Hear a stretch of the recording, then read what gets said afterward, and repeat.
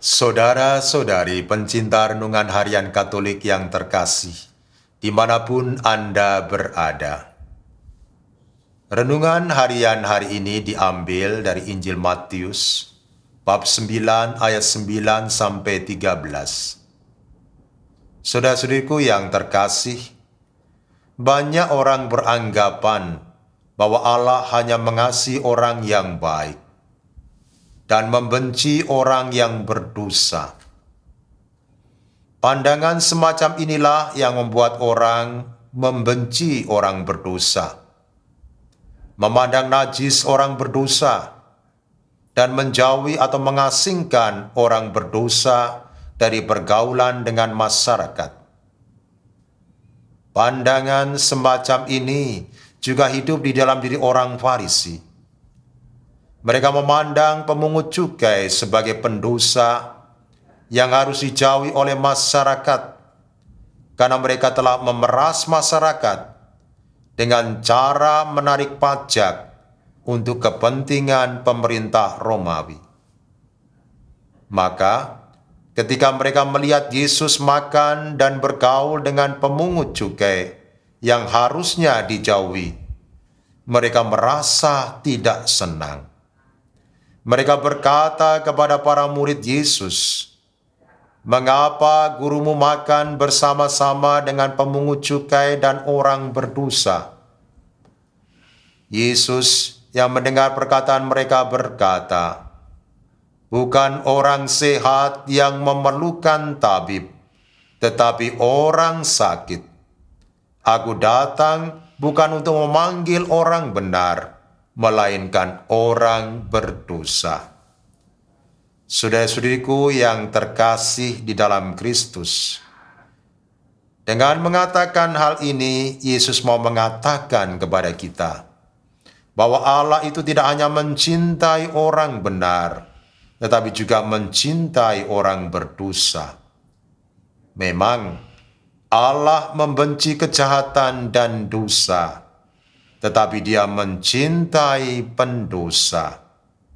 Dan cinta Allah itu ditunjukkan dengan mengutus putranya, Tuhan kita Yesus Kristus ke dunia, supaya para pendosa beroleh pengampunan, penebusan dosa, dan keselamatan di dalam Dia. Seandainya di dunia ini tidak ada orang yang berdosa, mungkin Yesus tidak datang ke dunia, karena semua orang sudah hidup baik.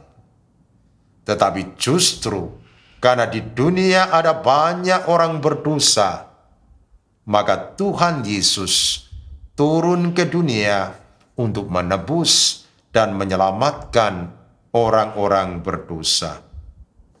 Saudara-saudariku yang terkasih di dalam Kristus, kalau Yesus telah menunjukkan kasih-Nya kepada orang berdosa, maka kita sebagai murid-murid-Nya diharapkan mampu mengasihi sesama kita yang berdosa, tidak menjauhi atau mengasingkannya, melainkan mau menyadarkan dan membimbingnya agar dapat kembali ke jalan yang benar, sehingga mereka dapat mengalami keselamatan di dalam Tuhan.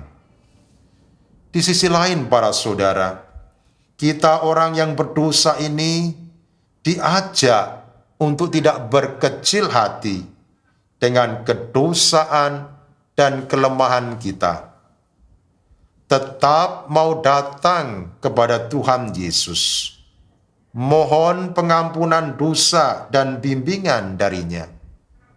Maka Tuhan Yesus akan mengampuni dosa kita, membimbing kita ke jalan yang benar, dan membantu kita mengalahkan kuasa dosa dan kejahatan.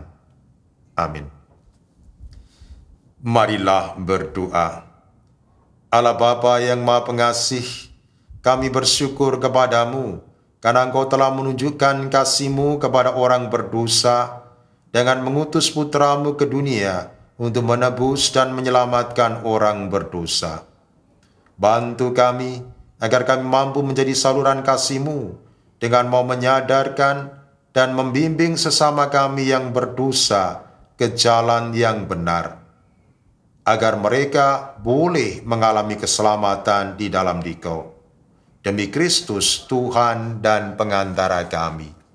Selamat beraktivitas.